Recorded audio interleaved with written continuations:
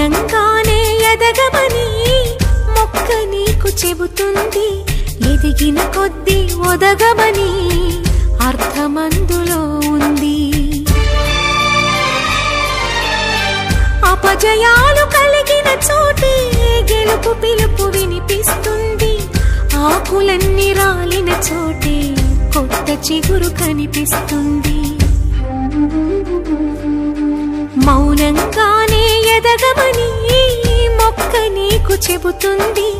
ఎదిగిన కొద్దీ ఒదగమని అర్థమందులో ఉంది.